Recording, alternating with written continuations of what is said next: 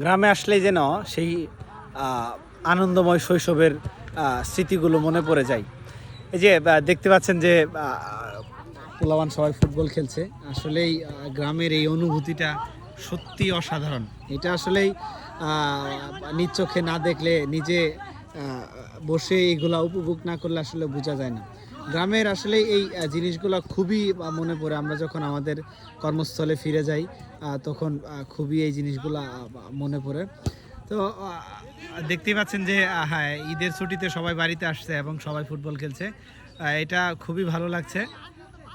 আমি যতটুকু জানি প্রত্যেকটা মানুষই তাদের ঈদগুলা উদযাপন করে তাদের নিজস্ব মানে গ্রামে, নিজের জন্মস্থানে।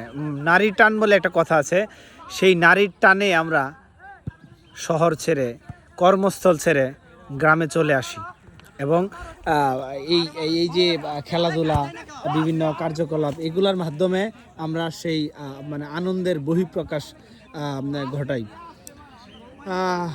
দেখতে পাচ্ছেন আমাদের ছোট ভাইরা এবং সমবয়সী যারা আছে তারা সবাই খেলছে এবং আপনারা দেখতে পাচ্ছেন যে অনেক আমাদের এলাকার মানুষরাও খেলা দেখছে, যেটার জন্য কি বলবো, আসলে খুবই ভালো লাগছে।